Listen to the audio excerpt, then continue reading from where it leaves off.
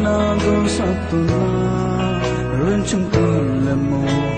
chinh riêng mà nghe nắng mưa cây lâu in tua hơi sẽ mong lao bằng vì khi gật lấy khâu lâu lòng tâm niệm như sương chung nắng dừng nghĩ dài khá đô hề cần chung khá bờ vào tầng mơ xeo ba trứng trăng hê là mây khám râm tố nghe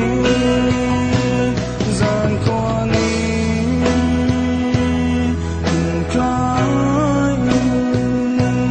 trứng trăng ô ni khi rèm mơ nâng khá mà lên từ lâu xeo ba trứng trăng ô đô hề nâng dừng sa in dây chân mơ từ sàm ri lại kêu chẳng lối cây sinh a đột ngạt dài khá xa bên in xeo ba trứng trăng hề cần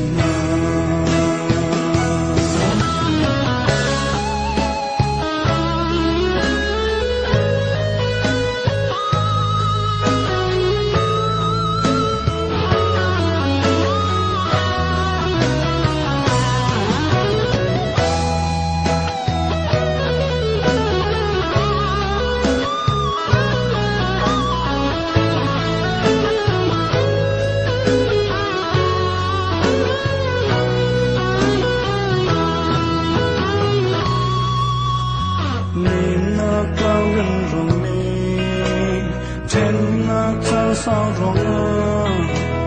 lùng đâm ngay suốt mà mô cây chưa cần hỏi trên lại giá tiệm vắng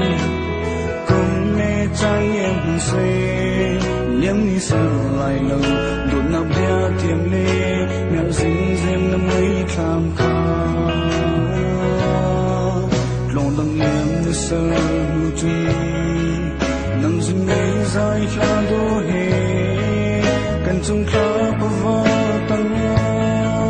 xeo ba trứng trăng hê nằm mây khám lắm tố nghe gian khó ni trái trứng trăng ô ni kinh riêng mơ nâng khá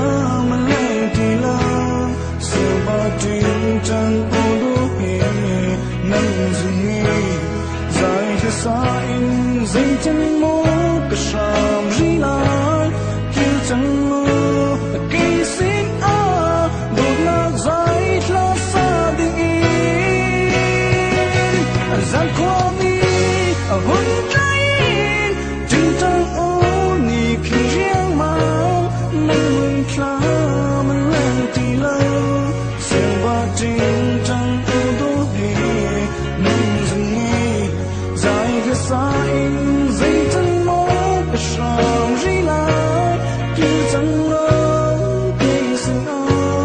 đột ngạt dài khá xa